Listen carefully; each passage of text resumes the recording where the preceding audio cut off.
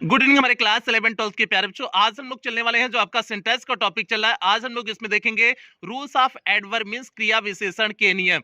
तो प्यारे बच्चों, इस क्लास में आपके एडवर्ब के जितने नियम हैं सारे नियमों के बारे में चर्चा करेंगे और एडवर्ब के बारे में बेसिक इंफॉर्मेशन कलेक्ट करेंगे। आपको बताएंगे कि आपका एडवर्ब होता क्या है। और ये आपको बता देते हैं कि आपकी ग्रामर की क्लास नंबर 52 है। इसके पहले आपकी 51 क्लास हो चुकी है, जिसमें हमने अभी तक आपका नरेशन कंप्लीट कर चुके हैं, सिंथेसिस कंप्लीट कर चुके हैं, ट्रांसफॉर्मेशन कंप्लीट कर चुके हैं, सिंटैक्स की 16 क्लास हो चुकी है। ये आपकी 17वीं क्लास है। तो यदि इसमें से आपका कुछ भी छूटा हो तो आप चैनल की प्लेलिस्ट में जाइए। प्लेलिस्ट में जाएंगे तो यदि आप क्लास 12 में होंगे तो आपकी अपनी प्लेलिस्ट बनी होगी, UP board class 12 English grammar new syllabus करके आपकी अपनी प्लेलिस्ट बनी होगी। उसमें सारी क्लासें अब तक जितनी क्लासें चली हुई हैं सारी क्लासें शेड्यूल वाइज लगी हुई है। तो जहां से भी आपका छोटा है आप वहां से देख करके पूरा कर सकते हैं।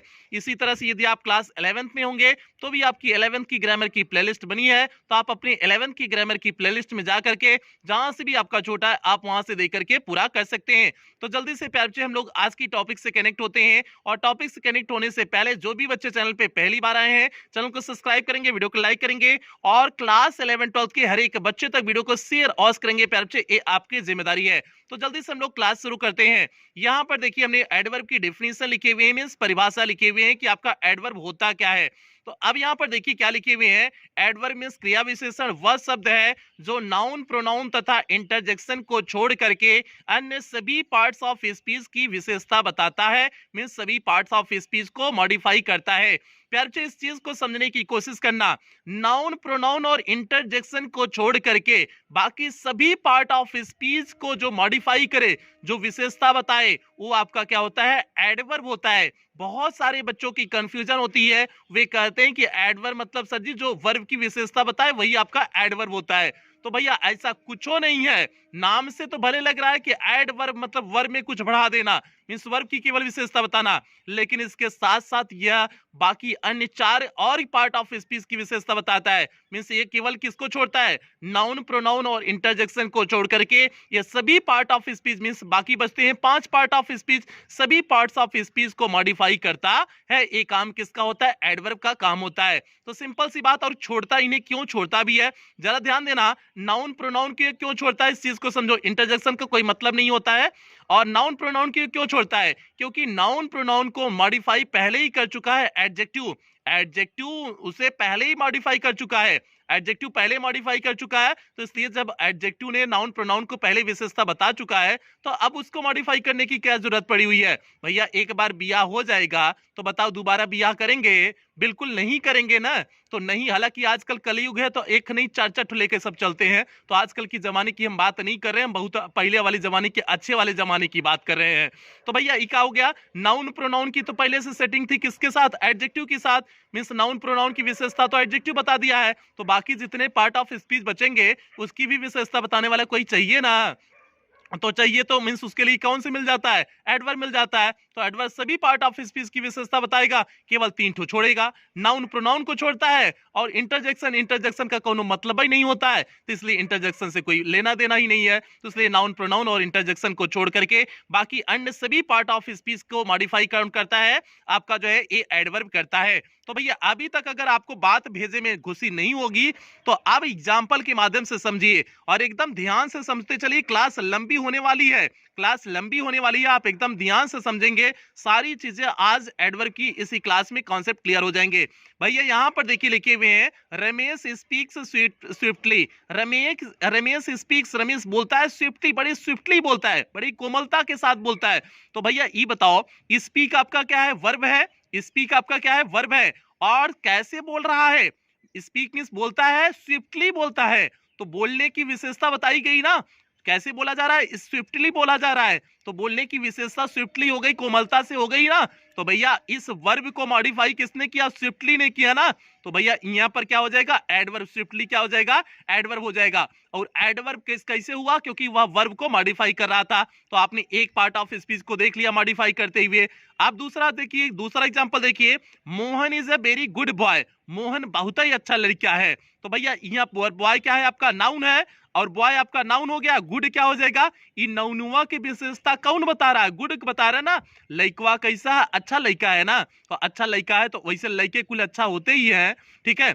और गुड, तो गुड आपका क्या हो जाएगा, गुड आपका एडजेक्टिव हो जाएगा, लइका की विशेषता बताया तो इसलिए एडजेक्टिव हो जाएगा। लेकिन अच्छे में कैसा अच्छा, बहुत ही अच्छा है, मतलब लइकवा बहुत ही अच्छा है, तो क्या हो जाएगा, बेरी लगा दिए हुए हैं। तो बेरी ने किसको मॉडिफाई किया, गुड को मॉडिफाई किया ना, मींस अच्छा नहीं बहुत अच्छा, तो अच्छे को मॉडिफाई किसने किया, बेरी ने किया, तो इसलिए आपका क्या हो जाएगा, और गुड क्या था आपका, एडजेक्टिव था, एडजेक्टिव को किसने मॉडिफाई किया, आपका बेरी ने, मींस एडवर्ब ने किया, तो बेरी आपका क्या हो जाएगा, एडवर्ब हो जाएगा। तो अभी तक आपने देख लिया, ये वर्ब को भी मॉडिफाई करते हुए देख लिया, और आपने किसको देख लिया, जो है एडजेक्टिव को भी मॉडिफाई करते हुए देख लिया। अब चलते हैं आगे, चलते हैं तीसरे एग्जाम्पल पे चलते हैं। तीसरा एग्जाम्पल लिखे हुए हैं, दी हार्स रैन वेरी फास्ट, मतलब घोड़वा बहुत तेज दौड़ता है, दौड़ा। अब रैन लिया हुआ है, रैन मींस होता है दौड़ना, ये वर्ब हो गया, इस वर्ब को मॉडिफाई कौन कर रहा है, फास्ट मींस घोड़वा दौड़ रहा है, कैसे तेजी से दौड़ रहा है, तो फास्ट आपका क्या हो जाएगा, फास्ट एडवर्ब हो जाएगा। भैया कैसे, रन मींस दौड़ना, और दौड़ कैसे रहा, फास्ट मींस तेजी से दौड़ रहा है, तो आपका फास्ट क्या हो गया, एडवर्ब हो गया, जो वर्ब को मॉडिफाई करे वही तो एडवर्ब होता है, फास्ट आपका क्या हो गया, एडवर्ब हो गया। लेकिन तेजी है, कैसा तेजी, बहुत ही तेजी है, तो बहुत ही क्या हो जाएगा, बेरी क्या हो जाएगा, वह एडवर्ब है, तो उसने अपने आप को ही मॉडिफाई कर लिया, मींस फास्ट तो एडवर्ब पहले से ही था, लेकिन बेरी लग करके उसने अपने आप को भी मॉडिफाई कर लिया, तो इसलिए बेरी यहां पर क्या हो जाएगा, एडवर्ब हो जाएगा। तो सिंपल से कॉन्सेप्ट आपके उम्मीद करते हैं समझ में, दिमाग में घुस गया होगा कि आपका बेरी क्या हो जाएगा, एडवर्ब हो जाएगा। कैसे, क्योंकि एडवर्ब को ही मॉडिफाई किया हुआ है। ये आपका तीसरा एग्जांपल हो गया। अभी तक आपने देखा वर्ब को मॉडिफाई करते हुए देखा, एडजेक्टिव को मॉडिफाई करते हुए देखा, और स्वयं को भी मॉडिफाई करते हुए देखा। अब आगे चलते हैं, जैसे हमने लिखी हुई चौथे एग्जांपल पे चलते हैं। दी प्लेन फ्लू एग्जैक्टली, मतलब प्लेनवा जो है, मतलब हवाई जहाजिया उड़ रही है, एग्जैक्टली मतलब एकदम बराबर, ओवर आवर हेड मतलब हमारे सर के ऊपर, हमारे सर के एकदम एग्जैक्टली ऊपर जो है जहाजिया उड़ रही है। तो भैया ये बताओ, ओवर आपका यहाँ क्या है, प्रीपोजिशन है ना, ओवर आपका क्या है, प्रीपोजिशन है, एकदम ठीक ऊपर, एग्जैक्टली मतलब एकदम ठीक ऊपर, ओवर था, ऊपर को मॉडिफाई किसने किया, एग्जैक्टली ने किया ना, एकदम ठीक ऊपर की बात हो रही है, तो एग्जैक्टली ने ओवर को मॉडिफाई किया, और ओवर आपका क्या था, प्रीपोजिशन था, तो यहां पर एग्जैक्टली ने प्रीपोजिशन को मॉडिफाई करते हुए एडवर्ब की भूमिका निभाया, मींस आपका क्या हो गया, एग्जैक्टली आपका क्या हो गया, एडवर्ब हो गया। तो ये आपका चौथा एग्जांपल हो गया। अब हम लोग चलते हैं पांचवें में, चलते हैं पांचवा, देखिए यहाँ पे लिखे हुए हैं, Pooja had gone out just before we called, मतलब पूजा निकल गई, means had gone out means जा चुकी थी, जस्ट बिफोर वी कॉल, जैसे हम पूजा को बुलाए तुरंत ही वो जा चुकी थी, तो मतलब पूजा बहुत ही बेकार है, हमारी बुलाते मान सुनते मान तुरंत ही भाग गई। तो भैया यहाँ बताओ, यहाँ पर बिफोर क्या है, बिफोर जस्ट बिफोर, जैसे जो है पहले, तो बिफोर जस्ट मींस तुरंत पहले, आप बिफोर मींस होता है पहले, जस्ट मींस तुरंत पहले जैसे हमने उसे कॉल किया था।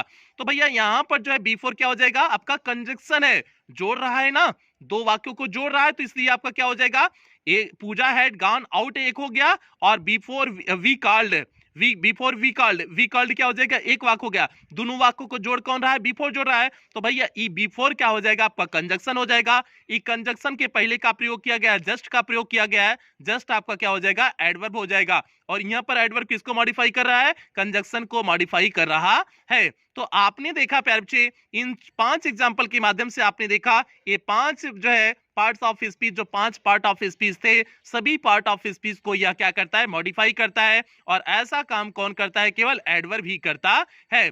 तो दू तो पहले से सेटिंग हो गया था, इन नाउन प्रोनाउन को एडजेक्टिव ने मॉडिफाई कर दिया था, इंटरजेक्शन का कोनो मतलब ही नहीं था, और पांटू बचा था, पांटू का कौन सा मॉडिफाई कर देगा, विशेषता बता देगा, एडवर्ब। प्यारे बच्चे उम्मीद करते हैं यहां तक आपको समझ में आ गया होगा। तो अब चलते हैं हम लोग जो है इसके नोट के पॉइंट को देखते हैं। इसमें देखिए नोट का पॉइंट क्या लिखे हुए हैं, यहां पर देखिए हमने नोट का पॉइंट लिखे हुए हैं। नोट के पॉइंट पे देखिए, कभी कभी एडवर्ब संपूर्ण वाक्य को भी मॉडिफाई करता है, ऐसी स्थिति में वह वाक्य आरंभ में प्रयुक्त होता है, मीन्स आता है। तो प्यारे बच्चों यहाँ पर हमने लिखे हुए हैं कभी कभी एडवर्ब संपूर्ण वाक्य को भी मॉडिफाई करता है, मीन्स पूरे पूरे वाक्य को भी मॉडिफाई करता है, और ऐसी स्थिति में वाक्य के कहां पर आएगा, प्रारंभ में आएगा। जैसे possibly it will rain, means संभवतः बारिश होगी, बारिश होगी। तो भैया पॉसिबली ने क्या किया, इट विल रेन को क्या किया हुआ है, मॉडिफाई किया हुआ है, पूरे वाक्य को ही मॉडिफाई कर दिया हुआ है। तो इसलिए आपका पॉसिबली क्या हो जाएगा, एडवर्ब हो जाएगा। हम नीचे एडवर्ब नहीं लिखे हुए हैं, आप समझ जाना कि हमने इंडिकेट कर दिए हुए हैं। तो पॉसिबली आपका क्या हो जाएगा, एडवर्ब हो जाएगा। अब जैसे दूसरा वाक्य हमने लिखे हुए हैं, अनफॉर्चुनेटली मींस दुर्भाग्यपूर्ण ढंग से, he will not attend the party, वह पार्टी को अटेंड नहीं कर पाया। मींस बड़ी दुर्भाग्य की बात है कि पार्टियां को अटेंड नहीं कर सका। तो अब भैया जो है ये बताओ, दुर्भाग्य की बात है तो इस अनफॉर्चुनेटली ने पूरे वाक्य को मॉडिफाई किया ना, उसके अर्थ को परिवर्तित किया ना, तो आपका ये अनफॉर्चुनेटली क्या हो जाएगा, ये आपका एडवर्ब हो जाएगा। तो अनफॉर्चुनेटली आपका क्या हो गया, एडवर्ब हो गया। तो भैया यहाँ पर एडवर्ब ने पूरे वाक्य को मॉडिफाई किए हुए है। तो आपको कभी कभी ऐसे भी कंडीशन मिल सकता है कि एडवर्ब पूरे वाक्य को भी क्या करे, मॉडिफाई करे। तो प्यारे बच्चे ये तो हो गया एडवर्ब के बारे में, हो गया कि एडवर्ब होता क्या है। अब इसके हम लोग चर्चा करते हैं degree of comparison of adverbs. Means adverb की भी 3 डिग्रियां होती हैं, जैसे एडजेक्टिव की होती है, पॉजिटिव, कंपैरेटिव, सुपरलेटिव। तो अब हम लोग थोड़ा सा उसके बारे में चर्चा कर लेते हैं, फिर उसके बाद नियम की तरफ हम लोग आगे बढ़ेंगे। और इस पे चलने से पहले जो भी बच्चे चैनल पे पहली बार आए हैं, चैनल को सब्सक्राइब करेंगे, वीडियो को लाइक करेंगे, और भैया क्लास 11-12 के हल लइका में जो है शेयर जरूर करिएगा, ये आपकी जिम्मेदारी है। तो चलते हैं हम लोग आते हैं डिग्री ऑफ कंपैरिजन पे चर्चा करते हैं। यहाँ पर देखिए प्यारे बच्चे हमने लिखी हुई है degree of comparison of adverb, means adverb की जो है कंपैरिजन करने के लिए कुछ डिग्रियां। और कुछ डिग्री आपकी कौन कौन सी होंगी, वही आपकी जैसे एडजेक्टिव की 3 डिग्रियां होती हैं, पॉजिटिव डिग्री, कंपैरेटिव डिग्री और सुपरलेटिव डिग्री, उसी तरह से आपकी एडवर्ब की भी 3 डिग्रियां होती हैं, पॉजिटिव, कंपैरेटिव और सुपरलेटिव। क्योंकि दोनों का काम सेम ही है। एडवर्ब भी आपका जो है मॉडिफाई करता है सभी पार्ट ऑफ स्पीच को, और एडजेक्टिव भी करता है। एडजेक्टिव 2 का करता है, बाकी अन्य का जो है एडवर्ब करता है, मॉडिफाई करता है। बस दोनों में इतना ही अंतर है, दोनों का कमुआ एक ही है। तो इसलिए एक ही जैसा व्यवहार करेंगे ना, तो वही बात है। अब देखिए इसमें हमने लिखे हुए एडजेक्टिव की बात ही एडवर्ब की भी 3 डिग्रियां होती हैं। अब इसका जो है कैसे पॉजिटिव, कंपैरेटिव और सुपरलेटिव बनाते हैं, जरा सा जैसे हमने जो है आपको बताए हुए थे, एडजेक्टिव में बताए हुए थे, सेम कॉन्सेप्ट आपको यहाँ पर भी मिलेगा। अब देखिए हमने लिखे हुए हैं कंपैरेटिव डिग्री बनाने के लिए ईआर तथा सुपरलेटिव डिग्री बनाने के लिए ईएसटी जोड़ देते हैं। मींस कुछ शब्द आपको ऐसे मिल जाएंगे जिसमें ईआर और ईएसटी लगा करके जो है कंपैरेटिव और सुपरलेटिव डिग्री बना देते हैं। तो जैसे क्या हो जाएगा, फास्ट, फास्टर, फास्टेस्ट हो जाएगा। फास्ट का जो है आपका पॉजिटिव डिग्री फास्ट होगा, कंपैरेटिव डिग्री फास्टर होगा, और इसका सुपरलेटिव फास्टेस्ट हो गया। तो इसमें ईआर ईएसटी लगा दिए, ईआर कंपैरेटिव में लगाए हुए हैं और ईएसटी जो है सुपरलेटिव लगाए हुए हैं। अगला है सून, सून का जो है ईआर लगा करके कंपैरेटिव सूनर बना दिए, और ईएसटी लगा करके सूनेस्ट आपका सुपरलेटिव बना दिए। अगला है नियर, नियर का जो है कंपैरेटिव नियरर हो जाएगा, और सुपरलेटिव क्या हो जाएगा, नियरेस्ट हो जाएगा, ईएसटी लगा करके नियरेस्ट कर दिए। तो प्यारे बच्चों ये आपका पहला कॉन्सेप्ट हो गया। ईआर और ईएसटी जोड़ करके हम क्या बना देते हैं, जो है आपका ईआर और ईएसटी लगा करके हम कंपैरेटिव और सुपरलेटिव डिग्री बना देते हैं। ये आपका पहला कॉन्सेप्ट हो गया। अब हम लोग दूसरे कॉन्सेप्ट की तरफ बढ़ते हैं, देखते हैं आपका दूसरा कॉन्सेप्ट क्या है। देखिए यहाँ पर हमने लिखे हुए हैं, जिन एडवर्ब्स के अंत में यल होता है उनकी कंपैरेटिव डिग्री के लिए उनसे पहले मोर या लेस तथा सुपरलेटिव के लिए मोस्ट या लिस्ट जोड़ देते हैं। तो प्यारे बच्चे हमने इसमें क्या लिखे हुए हैं, कुछ आपके ऐसे होते हैं जिन एडवर्ब्स के अंत में क्या जुड़ा हुआ होता है, यल जुड़ा हुआ होता है। जब इसका कंपैरेटिव और सुपरलेटिव बनाते हैं तो मोर और मोस्ट लगा देते हैं। कंपैरेटिव में मोर लगा देंगे और जो सुपरलेटिव में मोस्ट लगा देते हैं। जैसे आपने एडजेक्टिव में लगा हुआ था, सेम कॉन्सेप्ट यहाँ पर भी वही अप्लाई करेंगे। जैसे क्लेवरली है तो अंत में यल है तो इसका मोर और मोस्ट लग करके बनेगा, तो मोर क्लेवरली और मोस्ट क्लेवरली हो जाएगा। अगला है स्लोली, स्लोली का क्या हो जाएगा, मोर स्लोली और मोस्ट स्लोली हो जाएगा। केयरफुली, केयरफुली का मोर और मोर केयरफुली और मोस्ट केयरफुली हो जाएगा। तो भैया इस मोर के स्थान पे आप लेस का भी प्रयोग कर सकते हो, लेस क्लियरली, क्लीवरली या फिर स्लोली। लेस का भी मोर के स्थान पे लेस का भी प्रयोग कर सकते हो, और मोस्ट के स्थान पे लिस्ट का भी प्रयोग कर सकते हो। इस चीज के कंफ्यूजन में आप नहीं रहेंगे, आप दोनों में से कोई भी प्रयोग कर सकते हो। ठीक है, ए पैप्ची आपका हो गया। अब थोड़ा सा इसमें एक अपवाद है, उस अपवाद को समझ लीजिए, फिर हम लोग इसके तीसरे कॉन्सेप्ट पे चलते हैं। प्यारे में एक इसमें अपवाद लिखे हुए हैं, वह अपवाद है आपका अर्ली का। अर्ली का जो आपका बनता है अर्लियर और अर्लीस्ट बनता है, इसमें मोर लगा करके नहीं बनता है, क्योंकि आपने देखा कि हमने बताया कि जिनके अंत में यलवाई जोड़ करके बनाते हैं, यलवाई लगा हुआ होता है, इसमें मोर और मोस्ट लगाते हैं, लेकिन हमने इस जो है शब्द में नहीं लगाए हुए हैं। ये आपका अपवाद है। अर्ली का क्या हो जाता है, अर्लियर हो जाता है और अर्लीस्ट हो जाता है। तो इस अपवाद को याद रखेंगे। इसका कंपैरेटिव अर्लियर होता है अर्ली का, और जो है सुपरलेटिव अर्लीस्ट होता है। ये प्यार बच्चे आपका एक कॉन्सेप्ट हो गया। आगे हम लोग चलते हैं, इसके तीसरे कॉन्सेप्ट की तरफ बढ़ते हैं, देखते हैं आपका इसका तीसरा कॉन्सेप्ट है क्या। यहाँ पर देखिए हमने तीसरा कॉन्सेप्ट लिखे हुए हैं, कुछ एडवर्ब्स की डिग्री ऑफ कंपैरिजन में उपयुक्त नियम लागू नहीं होते हैं। कुछ आपके होते हैं ऐसे जिनमें उपयुक्त नियम नहीं लागू होते हैं, मींस जो ER EST वाला बताया गया है और मोर और मोस्ट वाला बताया गया है, ये नियम लागू नहीं होते हैं, ये पूरी तरह से अलग ही होते हैं। जैसे आपने देखा था ना, आपने एडजेक्टिव में भी इस तरह से देखे हुए थे, कुछ पूरी तरह से अलग हो गए थे, उसी तरह से आपके एडवर्ब भी कुछ होते हैं पूरी तरह से अलग होते हैं। जैसे आपका लिटिल का क्या हो जाता है, लिटिल का लेस और लिस्ट हो जाता है, कंपैरेटिव और सुपरलेटिव हो जाता है। मच का क्या होता है, मच का मोर और मोस्ट होता है, कंपैरेटिव और सुपरलेटिव। वेल का क्या होता है, वेल का बेटर और बेस्ट होता है। तो इस प्रकार से आपके कुछ होते हैं जिनमें ये हमने 3 ही लिखे हुए हैं, बाकी आपके और भी कुछ होते हैं। आप अपने किताब में देखेंगे तो आपको और कुछ मिल जाएंगे, तो हमने 3 आपको केवल समझाने के लिए लिखे हुए हैं। तो प्यार बच्चे ये आपके हो गए जो है तीसरा आपका नियम हो गया, जो पूरी तरह से परिवर्तित थे। तो इस तरह से हमने एडवर्ब के बारे में बेसिक जो इन्फॉर्मेशन थी सारी चीजें बता चुके हुए हैं। अब हम लोग चलेंगे पोजीशन ऑफ एडवर्ब। यहां से असली कहानी शुरू होती है, यहां से एडवर्ब की असली कहानी शुरू होती है। जो इसके नियम है यहां से शुरू होते हैं। Position of adverb means adverb को कहां से कहां रखेंगे, यहीं से आपके एग्जाम में क्वेश्चन बनने वाला है। तो जल्दी से हम लोग शुरू करते हैं, पोजीशन ऑफ एडवर्ब शुरू करते हैं। यहाँ पर देखिए हमने लिखे हुए पोजीशन ऑफ एडवर्ब और उसके बाद रूल नंबर फर्स्ट लिखे हुए। केवल 8 नियम है प्यारे बच्चे, 8 नियम है। 8 नियम को एकदम ध्यान से समझिएगा। हम लोग पहले नियम पे चलते हैं, 8वें पहले नियम पे चलते हैं। देखिए हमने क्या लिखे हुए हैं, जब कोई एडवर्ब किसी इंट्रांसिटिव वर्ब को मॉडिफाई करता है, मींस आपका कोई एडवर्ब है वह किसी इंट्रांसिटिव वर्ब को मॉडिफाई करता है, तो वह ठीक उसके पश्चात प्रयुक्त होता है। बात समझने की कोशिश करना, एडवर्ब अगर इंट्रांसिटिव वर्ब को मॉडिफाई करेगा, इंट्रांसिटिव वर्ब कौन सी होती हैं, जिनके साथ उनका ऑब्जेक्ट प्रयुक्त ना हो। इंट्रांसिटिव वर्ब किसे कहते हैं, जिनके साथ उनका ऑब्जेक्ट प्रयुक्त ना हो, उसे बोलते हैं इंट्रांसिटिव वर्ब बोलते हैं। तो अगर यह जो है आपका एडवर्ब जो है इंट्रांसिटिव वर्ब को मॉडिफाई कर रहा होगा, तो वह उसके ठीक जो है बाद में प्रयोग होगा। जैसे हमने लिखे हुए ही लिव्स, वह रहता है, वह रहता है पीसफुली, एकदम शांति से। तो भैया लिव के साथ बताओ कोनो वर्ब प्रयोग किया, सॉरी कोनो ऑब्जेक्ट प्रयोग किया गया है, बिल्कुल नहीं प्रयोग किया गया है। लिव के बाद कोनो ऑब्जेक्ट प्रयोग नहीं किया गया है ना। तो अब जो है रहता है कैसे, और इस मॉडिफाई लिव को मॉडिफाई किसने किया हुआ है, पीसफुली ने किया हुआ है। तो आपका जो है वही तो हमने बोले कि अगर जो है किसी जो है इंट्रांसिटिव वर्ब को यह मॉडिफाई करे, तो वह उस इंट्रांसिटिव वर्ब के पश्चात प्रयोग किया जाएगा। तो हमने लिव के बाद ही पीसफुली का प्रयोग किया गया, अब किए हुए हैं ना। ऐसा तो नहीं कर दिए ही पीसफुली लिव्स कर दिए हुए हैं, ऐसा कुछ नहीं किए हुए हैं ना। हमने उस इंट्रांसिटिव वर्ब लिव्स के बाद हमने किसका प्रयोग किए हुए, पीसफुली एडवर्ब का प्रयोग किए हुए हैं। तो प्यारे बच्चे ये हो गया। और दूसरा एग्जांपल ध्यान से समझना, ही डाइड हैप्पीली, वह मर गया प्रसन्नता के साथ मर गया। तो इसमें आप देखोगे डाइड के साथ क्या बताओ, कोई ऑब्जेक्ट लगा हुआ है, तो कोई ऑब्जेक्ट नहीं लगा हुआ है ना। ही डाइड, वह मरा कैसे, हैप्पीली मरा हुआ है। तो हैप्पीली आपका क्या हो गया, एडवर्ब हो गया, क्योंकि यह डाई को क्या कर रहा है, मॉडिफाई कर रहा है। और डाई के साथ आपका कोई जो है आपका क्या नहीं लगा है, ऑब्जेक्ट नहीं लगा है, तो डाई आपका क्या है, इंट्रांसिटिव वर्ब है। तो लिव और डाइड जो यहाँ पर इंट्रांसिटिव वर्ब थी, इन इंट्रांसिटिव वर्ब के बाद हमने पीसफुली और हैप्पीली का प्रयोग किए हुए हैं। यही हमने बताया था कि अगर एडवर्ब किसी इंट्रांसिटिव वर्ब को मॉडिफाई करता है, मींस उसकी विशेषता बताता है, तो वह उसके ठीक पश्चात प्रयुक्त होता है। तो इसलिए हमने लिव के बाद जो है पीसफुली का प्रयोग किए हुए हैं और डाइड के बाद हैप्पीली का प्रयोग किए हुए हैं। ये आपका प्यारे बच्चे रूल नंबर फर्स्ट हो गया। उम्मीद करते हैं पहला नियम आपको शानदार ढंग से समझ में आ गया होगा, कहीं कोई दिक्कत समस्या परेशानी नहीं हुई होगी। तो हम लोग दूसरे नियम की तरफ बढ़ते हैं, देखते हैं आपका दूसरा नियम क्या है। प्यारे बच्चे इस नियम को एकदम ध्यान से समझने की कोशिश करना, दूसरा नियम एकदम ध्यान से समझो कि आपका दूसरा नियम है क्या। देखिए इसमें क्या लिखे हुए हैं, जब कोई ट्रांसिटिव वर्ब, अभी तक तो इंट्रांसिटिव वर्ब की बात हुई थी, अब ट्रांसिटिव वर्ब में उसका ऑब्जेक्ट भी साथ में लगा हुआ होगा। तो जब कोई ट्रांसिटिव वर्ब अपने ऑब्जेक्ट के साथ आता है, अभी तक तो इंट्रांसिटिव वर्ब आई थी तो इंट्रांसिटिव वर्ब के साथ ऑब्जेक्ट नहीं आता था।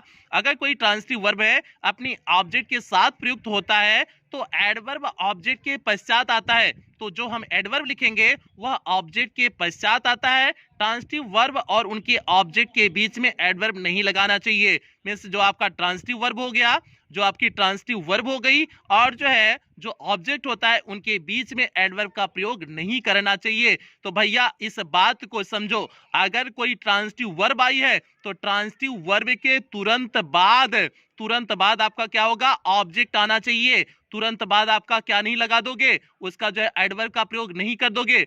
वर्ब, उस ट्रांजिटिव वर्ब के बाद तुरंत आप क्या लगाओगे, उसका ऑब्जेक्ट लगाओगे। ऑब्जेक्ट लगाने के बाद आप एडवर्ब का प्रयोग करेंगे। ये कहता है रूल नंबर 2 कहते हैं। जैसे हमने इसमें लिखे हुए हैं, he did his work carefully, उसने अपने काम को किया। केयरफुली मींस बड़े सावधानी से किया, बड़े ध्यान से किया। तो भैया ही डिड आपका क्या हो गया, ट्रांजिटिव वर्ब हो गया। अब इसके बाद हिज वर्क क्या हो गया, आपका ऑब्जेक्ट हो गया। हिज वर्क क्या हो गया, ऑब्जेक्ट हो गया। तो he did his work carefully, बड़े सावधानी से। तो केयरफुली का प्रयोग हमने देखो कहां पर किए हुए हैं, लास्ट में किए हुए हैं। हिज वर्क मींस आपका ऑब्जेक्ट के बाद हमने केयरफुली का प्रयोग किए हुए हैं। हमने डिड के बाद तुरंत नहीं कर दिए, he did carefully his work नहीं कर दिए, तो हमने क्या किए हुए, he did his work carefully कर दिए हुए हैं। क्यों, क्योंकि डिड आपका डिड के साथ उसका ऑब्जेक्ट आया हुआ है, मींस आपका ट्रांजिटिव वर्ब है। तो ट्रांजिटिव वर्ब के तुरंत बाद नहीं प्रयोग करेंगे, उसके बाद तुरंत ऑब्जेक्ट लगाएंगे, उसके बाद हम जो है एडवर्ब का प्रयोग करते हैं। जैसे दूसरे वाले एग्जांपल में देखना, ही थ्रू दी बॉल, थ्रू आपका क्या हो गया, ए ट्रांजिटिव वर्ब हो गई। दी बॉल आपका क्या हो गया, ऑब्जेक्ट हो गया। तो बताओ थ्रू दी बॉल आपका जो है ऑब्जेक्ट के बाद ही हमने कॉशियसली का प्रयोग किए हुए हैं ना, सावधानी से।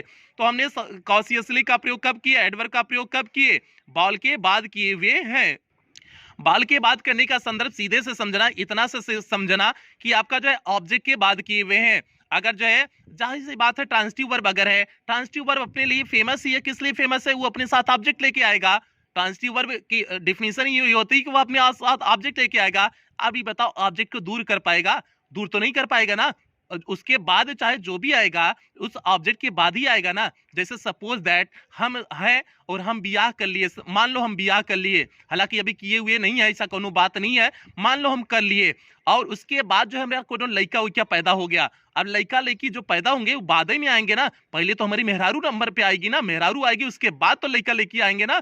तो भैया वही बात है, ट्रांजिटिव वर्ब फेमस ही है अपने साथ ऑब्जेक्ट रखने की। तो ऑब्जेक्ट पहले आएगा, फिर उसके बाद जो है एडवर्ब आएगा ना। एडवर्ब तो बाद में आएगा, लेकिन उसके साथ जुड़ा रहने वाला कौन है, उसके साथ जुड़ा रहने वाला ऑब्जेक्ट है। तो इस बात को उम्मीद करते हैं आज समझ गए होंगे आप कि ट्रांजिटिव वर्ब अगर दिया हुआ हो तो आपको उस ट्रांजिटिव वर्ब के साथ जो आपका ऑब्जेक्ट आएगा उसके बाद ही हम एडवर्ब का प्रयोग करते हैं। अब इससे ज्यादा नहीं समझा सकते हैं। उम्मीद करते हैं चीजें समझ में आ गई होंगी। तो आगे हम लोग बढ़ते हैं, तीसरे नियम की तरफ बढ़ते हैं। और तीसरे नियम की तरफ बढ़ने से पहले नीचे दिख रहा होगा डायमंड एकेडमी क्लासेस, आपको पता है आपको करने क्या है। चलते हम लोग तीसरे नियम की तरफ बढ़ते हैं, देखते हैं आपका तीसरा नियम है क्या। अब यहां पर देखा ना, मैं तीसरे नियम लिखे हुए हैं। तीसरा नियम एकदम ध्यान से समझना। ऑलवेज हो गया, ईवर हो गया, सेल्डम हो गया, समटाइम्स हो गया, ऑफन हो गया, नेवर हो गया, फ्रीक्वेंटली हो गया, आदि एडवर्ब्स ऑफ टाइम उन वर्ब्स के पहले प्रयुक्त होते हैं जिनको वे मॉडिफाई करते हैं। एक कुछ आपकी ऐसी एडवर्ब होती हैं जिनको यह मॉडिफाई करें उसके पहले प्रयुक्त होती हैं। कौन कौन सी, always, ever, seldom, sometimes, often, never, frequently. ऐसी एडवर्ब क्या होती है, एडवर्ब ऑफ टाइम होती हैं, और जिनको यह मॉडिफाई करें उनके पहले प्रयुक्त होती हैं। जैसे हमने लिखा, ही always speaks the truth. Always means हमेशा, स्पीक में तो बोलना। अब भैया ऑलवेज दिया हुआ था तो स्पीक को मॉडिफाई करा था, वर्ब को मॉडिफाई करा था, तो हम स्पीक के पहले किसका प्रयोग करेंगे, ऑलवेज का प्रयोग करेंगे। तो आपका क्या हो गया, ही ऑलवेज स्पीक दी ट्रूथ हो गया। हम ऐसा नहीं किए कि he speaks the truth always, ऐसा नहीं किए। क्यों नहीं किए, क्योंकि ये कुछ वर्डिंग एडवर्ब ऑफ टाइम कुछ आपके हैं, always, ever, seldom, sometimes, often, never, frequently. ये जो आपके एडवर्ब ऑफ टाइम होते हैं इनको जो है आप जिनको वह मॉडिफाई करते हैं उनके पहले प्रयुक्त करते हैं। तो इसलिए ऑलवेज को स्पीक के पहले प्रयोग किए हुए हैं, क्योंकि ऑलवेज ने स्पीक को क्या किया हुआ है, मॉडिफाई किया हुआ है। उम्मीद करते समझ गए होंगे। दूसरा example, Dimple often comes late. Dimple जो है ऑफन मींस प्रायः, कम्स लेट मींस देरी से आती है। तो भैया ऑफन आपका क्या है, एडवर्ब ऑफ टाइम है, और कम को यह मॉडिफाई कर रहा है, मीन्स कैसे आती है, प्रायः कम मीन्स आती है, तो प्रायः आती है तो भैया क्या हो जाएगा कि ऑफन जो है कम वर्ब को मॉडिफाई कराता है, तो इसलिए वर्ब के पहले प्रयोग कर दिए हैं। ऐसा नहीं लिखेंगे डिंपल कम्स लेट ऑफन, ऐसा बिल्कुल नहीं लिखेंगे, सिंपल से लिखेंगे डिंपल ऑफन कम्स लेट। क्यों? क्योंकि ये एडवर्ब ऑफ टाइम है, एडवर्ब ऑफ टाइम जिसको मॉडिफाई करता है उसके पहले वह प्रयुक्त होता है। इस चीज को उम्मीद करते हैं समझ गए होंगे, लेकिन इसके साथ साथ एक चीज और जुड़ी हुई होती है। अगर इनके साथ वर्ब टू बी का प्रयोग हो गया है, बात समझना, अगर इनके साथ वर्ब टू बी का प्रयोग किया गया है तो ये वर्ब टू बी के बाद प्रयुक्त होते हैं, इस बात को समझना। अब यहां पर देखिए हमने नोट के पॉइंट में वही लिखे हुए हैं, लेकिन ए एडवर्ब्स ऑफ टाइम हमेशा verb to be, is, am, are, was, were के बाद में प्रयुक्त होती हैं। वही चीज जो आपको समझा रहे हैं कि ये अगर आपका एडवर्ब जो है, एडवर्ब आपका टाइम जो एडवर्ब ऑफ टाइम जो आपके हैं, अगर वर्ब टू बी आ गया है तो ये वर्ब टू बी के बाद ही प्रयुक्त होंगे। तो क्या होगा, वही लिखे हुए हैं, ए एडवर्ब ऑफ टाइम हमेशा वर्ब टू बी में क्या हो जाएगा, is, am, are, was, were के बाद में ही प्रयुक्त होते हैं। अब जैसे हमने एग्जांपल लिखे हुए हैं, आई एम ऑलवेज हैप्पी, तो आई एम के बाद ही ऑलवेज का प्रयोग किए हुए हैं ना, तो इसलिए आई एम ऑलवेज हैप्पी हो गया। अब he is never late, never जो आपका एडवर्ब है उसका प्रयोग कब किए, इसके बाद ही प्रयोग किए हुए हैं ना, तो आपका क्या हो गया, ही इज नेबर लेट हो गया। तो अब उम्मीद करते हैं आज समझ गए होंगे, अगर वर्ब टू बी आ गया, वर्ब टू बी आ गया तो वर्ब टू बी के बाद करेंगे, अगर वर्ब टू बी नहीं आया है तो जो आपके एडवर्ब ऑफ टाइम होते हैं जिसको वह मॉडिफाई करता है उसके पहले केवल प्रयुक्त होंगे। बस इतने से कॉन्सेप्ट आपके थे, ये आपका रूल नंबर तीसरा था। उम्मीद करते हैं प्यार जी आपका रूल नंबर 3 बेहतरीन ढंग से समझ में आ गया होगा, कहीं कोई दिक्कत आपको नहीं हुई होगी। तो हम लोग चौथे नियम की तरफ बढ़ते हैं, देखते हैं आपका चौथा नियम है क्या। चौथा नियम प्यार जी यहाँ पर देखिए लिखे हुए हैं, जब किसी वाक्य में ऑक्सिलरी वर्ब में सहायक क्रिया और मेन वर्ब मुख्य क्रिया का प्रयोग हो तो एडवर्ब उन दोनों के बीच में आता है। बात समझने की कोशिश करना, अगर ऑक्सिलरी वर्ब आ रही है, ऑक्सिलरी वर्ब बोले तो हेल्पिंग वर्ब, ऑक्सिलरी वर्ब अगर आपको समझ में नहीं आ रहा है तो आप समझो हेल्पिंग वर्ब। अगर हेल्पिंग वर्ब आ रही है और मेन वर्ब आ रही है, मींस मुख्य क्रिया आ रही है, अगर मुख्य क्रिया आ रही है तो अगर इनके साथ में एडवर्ब का प्रयोग करना हो तो दोनों के बीचवा में घुसा करके रख देंगे किसको, एडवर्ब को। इन दोनों क्रिया के बीच में एक क्रिया हो गई हेल्पिंग वर्ब और दूसरी क्रिया हो गई मेन वर्ब, इन दोनों क्रिया के बीच में घुसा करके किसको रख देना है, एडवर्ब को रख देना है। तो जैसे यहां पर देखो, Pooja will surely get good marks, भैया पूजा विल क्या हो गया आपका, ऑक्सिलरी वर्ब हो गया, मतलब हेल्पिंग वर्ब हो गया, और श्योरली ये एडवर्ब हो गया, गेट आपका मेन वर्ब हो गया, गेट मेन वर्ब हो गया, विल ऑक्सिलरी हेल्पिंग वर्ब हो गया, और दोनों के बीच में घुसा करके हमने किसको रखा हुआ है, श्योरली को रखा हुआ है ना। श्योरली आपका क्या हो जाएगा, एडवर्ब है, यही तो आपका एडवर्ब है। तो मेन वर्ब और अपने हेल्पिंग वर्ब के बीच में एडवर्ब का प्रयोग किए हुए हैं। तो भैया ई नियम हो गया कि जो है आपका यहां पर सिंपल से समझो कि अगर सहायक क्रिया आई हुई है और जो है मुख्य क्रिया आई हुई है, सहायक क्रिया और मुख्य क्रिया दोनों वाक्य में आया हुआ है, तो दोनों समझो कि सहायक क्रिया और मुख्य क्रिया पति पत्नी हो गए, और दोनों के बीच में बताओ कौन रहेगा, एडवर्ब बैठा हुआ रहेगा ना। तो इसलिए यही सिंपल सा कॉन्सेप्ट है कि इन दोनों पति पत्नी के बीच में हमको एडजस्ट कर देना है, किसको एडजस्ट कर देना है, बेटवा को एडजस्ट कर देना है, तभी उसे डर वर नहीं लगेगा। तो इसलिए एडवर्ब को हम यहाँ बेटवा मान लिए और दोनों के बीच में रख दिए, तो आपका क्या हो जाएगा, Pooja will surely get good marks. तो विल और विल आपका हेल्पिंग वर्ब हो गई, गेट आपका मेन वर्ब हो गई, दोनों के बीच में श्योरली हो गया, श्योरली आपका क्या हो गया, एडवर्ब हो गया।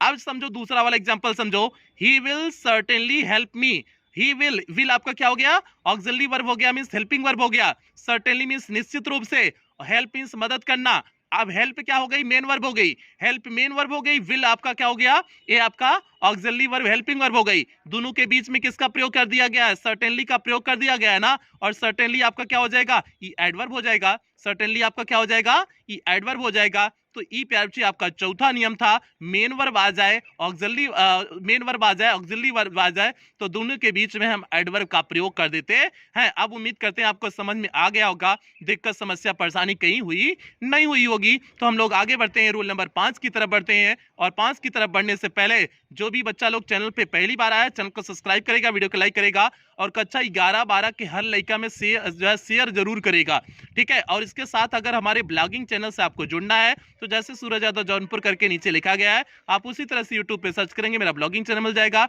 आप वहां से भी मुझसे जुड़ सकते हैं। तो जल्दी से प्यारे हम लोग आगे बढ़ते हैं, 5वें नियम की तरफ आगे बढ़ते हैं। भैया यहाँ पर देखिए हमने 5वां नियम लिखे हुए हैं। 5वां नियम देखिए क्या लिखे हुए हैं, जब कोई एडवर्ब किसी एडजेक्टिव या दूसरे एडवर्ब को मॉडिफाई करे तो वह एडवर्ब उनके ठीक पहले प्रयुक्त होता है। मींस अब हम बात कर रहे हैं जब एडवर्ब किसी एडजेक्टिव को मॉडिफाई कर रहा है या किसी दूसरे एडवर्ब को ही मॉडिफाई कर रहा है, तब वह किसके पहले कैसे प्रयुक्त होगा। तो कैसे प्रयुक्त होगा, तो वह एडवर्ब उनके ठीक पहले प्रयुक्त होगा। मींस जिसको भी वह मॉडिफाई कर रहा होगा, चाहे एडजेक्टिव को मॉडिफाई कर रहा होगा, चाहे आपका जो है एडवर्ब को मॉडिफाई कर रहा होगा, तो उसके ठीक पहले प्रयुक्त होता है। अब जैसे देखो यहां पर लिखा हुआ है the boy was quite young, means यह लड़का जो है वाज क्वाइट यंग, मतलब एकदम पूरा पूरा भी जमाना ही है, जमाना ही था। तो क्वाइट मींस होता है बिल्कुल या फिर संपूर्ण या पूर्णतया, यंग मींस जवान, लड़का अभी पूर्णतया क्या है, जवान है। तो भैया यंग आपका विशेषता बता रहा है किसका, बॉय की विशेषता बता रहा है ना, लड़का जवान है, लड़का क्या हो गया, लड़का बताओ क्या हो गया, नाउन हो गया। इस नाउन की विशेषता यंग ने बताया, जवान है, और ये जवान एडजेक्टिव हो गया, और उसके बाद क्वाइट का हो जाएगा, इस एडजेक्टिव की भी विशेषता बताया है। ये एडजेक्टिव जो यंग है वो बताया है कि यंग कैसा है, एकदम मतलब पूरा ही पूरा यंग है। क्वाइट मतलब एकदम संपूर्ण रूप से यंग है, मतलब एकदम पूरा ही मजा आ जाएगा, इतना यंग है, इतना देख करके सुंदर लड़का है। तो भैया ये बताओ क्वाइट क्या हो जाएगा आपका, और क्वाइट का हमने प्रयोग कहाँ किए हुए हैं, जिसको यह मॉडिफाई कर रहा है, जिस एडजेक्टिव को उसके ठीक पहले प्रयोग किए हैं ना, यही तो हमने कहा कि जिसको यह मॉडिफाई करता है ठीक उसके पहले प्रयुक्त होता है। तो आपका ए यंग क्या हो गया, यंग आपका एडजेक्टिव था, तो इस एडजेक्टिव को मॉडिफाई कर रहा था, तो इसलिए क्वाइट जो है इस यंग के पहले प्रयुक्त किया गया है। ऐसा नहीं कर देंगे कि यंग के बाद प्रयुक्त कर देंगे। तो उम्मीद करते हैं पहले आप 5वां नियम समझ गए होंगे। अब दूसरा एग्जांपल इसमें देखते हैं, 5वीं का दूसरा एग्जांपल देखते हैं। Pooja was a rather lazy boy, Pooja, अच्छा बॉय लिख दिए तो गड़बड़ कर दिए भैया, पूजा को लड़का बना दिए हैं। तो कोनो बात नहीं, हम पूजा को लड़का मान के चल रहे हैं। आजकल लड़की लोग जो है, लड़की लोग जो है अगर लड़का का नाम रख सकती हैं, लड़का का कपड़ा पहन सकती हैं, जींस शर्ट पहन सकती हैं, तो भैया ये जो है हम मान लेते हैं कि पूजा लड़का लड़का हो गई है। तो चलो यहाँ पर पूजा लड़का मानते हैं। Pooja was a rather lazy boy, तो पूजा जो है पूरी तरह से, रादर मींस होता है अत्यधिक, अत्यधिक लेजी बॉय है। तो भैया पूजा अत्यधिक लेजी बॉय है। तो अब यहाँ पर बॉय देखो आपका क्या हो जाएगा, नाउन हो जाएगा, बॉय क्या हो जाएगा, नाउन हो जाएगा। इस नाउन को मॉडिफाई किसने किया हुआ है, लेजी ने किया हुआ है। इस नाउन को मॉडिफाई लेजी ने किया हुआ है। लेजी आपका क्या हो गया, एडजेक्टिव हो गया। अब एडजेक्टिव के पहले प्रयुक्त हुआ है, तो रादर आपका क्या हो जाएगा, ये रादर का प्रयोग आपका रादर एडवर्ब हो गया, और रादर का प्रयोग हम कहाँ किए हुए हैं, इस एडजेक्टिव के पहले किए हुए हैं। तो सिंपल सी बात है कि अगर जब एडवर्ब किसी एडजेक्टिव को मॉडिफाई करे या फिर किसी अन्य एडवर्ब को मॉडिफाई करे, तो वह उनके ठीक पहले प्रयुक्त होता है। मींस उस एडजेक्टिव उस एडवर्ब से ठीक पहले प्रयुक्त होता है। ये प्यारे बच्चे आपका रूल नंबर 5 था, ये 5वां नियम था। उम्मीद करते हैं इतना नियम आपको समझ में आ गया होगा, कहीं कोई दिक्कत समस्या परेशानी नहीं हुई होगी। तो हम लोग छठे नियम की तरफ बढ़ते हैं, देखते हैं आपका छठा नियम है क्या। तो प्यारे बच्चे यहाँ पर देखिए नीचे आपका छठा नियम लिखे हुए हैं। देखिए छठे नियम में हमने क्या लिखे हुए हैं, एडवर्ब इनफ। प्यारे बच्चे छठा नियम ध्यान से देखिए, एडवर्ब इनफ हमेशा उस एडजेक्टिव या एडवर्ब के पश्चात प्रयुक्त होता है जिसको वह मॉडिफाई करता है। ये प्यारे बच्चे एक वर्ब जो है वर्ड है, एक एडवर्ब है इनफ, यह हमेशा उस एडजेक्टिव या एडवर्ब के पश्चात प्रयुक्त होगा जिसको यह क्या कर रहा होगा, मॉडिफाई कर रहा होगा, जिसकी यह विशेषता बता रहा होगा। जैसे हमने लिखा ही वाज काइंड इनफ, अब काइंड था, काइंड आपका जो है क्या हो गया, काइंड इनफ, काइंड क्या हो गया आपका, एडजेक्टिव हो गया। तो इस एडजेक्टिव के बाद ही इनफ का प्रयोग किया गया है ना, ऐसा तो नहीं कर दिए ही वाज इनफ काइंड तो कर नहीं दिए हैं। तो इनफ के साथ एक कंडीशन होती है, जिस एडजेक्टिव या एडवर्ब को मॉडिफाई करता है उसके पश्चात इसे प्रयोग किया जाता है। तो he was kind enough to help me हो गया, तो इनफ आपका क्या हो गया, एडवर्ब हो गया, काइंड आपका क्या था, एडजेक्टिव था, तो इसके बाद जो है आपका इनफ का प्रयोग किया गया है। तो ये आपका यही आपका नियम था। दूसरा example, he is strong enough, वह पर्याप्त रूप से स्ट्रांग है टू ब्रेक इट, इसे तोड़ने के लिए। भैया स्ट्रांग आपका क्या हो गया, एडजेक्टिव हो गया, इस एडजेक्टिव के बाद हमने किसका प्रयोग किए हुए हैं, इनफ का प्रयोग किए हुए हैं। यही तो हमने कहा, यह जिस एडवर्ब या एडजेक्टिव को मॉडिफाई करता है जो है इनफ, उसके बाद इसे प्रयुक्त करते हैं। तो इसलिए इनफ के कॉन्सेप्ट को आप दिमाग में बैठा लोगे कि इनफ के साथ थोड़ा सा दूसरी कंडीशन है कि वह जिसको मॉडिफाई करता है उसके बाद इसे प्रयुक्त करते हैं, उस एडजेक्टिव उस एडवर्ब के बाद इसे प्रयुक्त करते हैं। ये आपका रूल नंबर 6 हो गया। उम्मीद करते हैं छठे नियम तक आपको बेहतरीन ढंग से समझ में आ गया होगा। तो हम लोग 7वें नियम की तरफ आगे बढ़ते हैं। यहाँ पर देखिए आपका 7वां नियम लिखे हुए हैं, रूल नंबर 7 लिखे हुए हैं, बेरी और मच का प्रयोग। तो बात हम लोग करते हैं प्यारे बच्चे वेरी और मच का प्रयोग। वेरी का प्रयोग कब करते हैं और मच का प्रयोग कब करते हैं। तो अब वेरी के प्रयोग में देखिए, वेरी का प्रयोग पॉजिटिव डिग्री के एडजेक्टिव तथा एडवर्ब के साथ होता है। तो प्यारे बच्चे वेरी का प्रयोग कब करेंगे, पॉजिटिव डिग्री के एडजेक्टिव एवं एडवर्ब के साथ वेरी का प्रयोग करते हैं। तो किसके साथ, पॉजिटिव डिग्री के एडजेक्टिव और एडवर्ब के साथ वेरी का प्रयोग करते हैं। जैसे हमने हो गया सी इज वेरी इंटेलिजेंट, इंटेलिजेंट यहाँ क्या है, पॉजिटिव डिग्री का है, तो इसलिए वेरी जो है इंटेलिजेंट के पहले प्रयोग किया गया है। दूसरा है I love her very dearly, हम उसको प्यार करते हैं बहुत है, डियरली मतलब एकदम बहुत अच्छा वाला प्यार करते हैं भैया।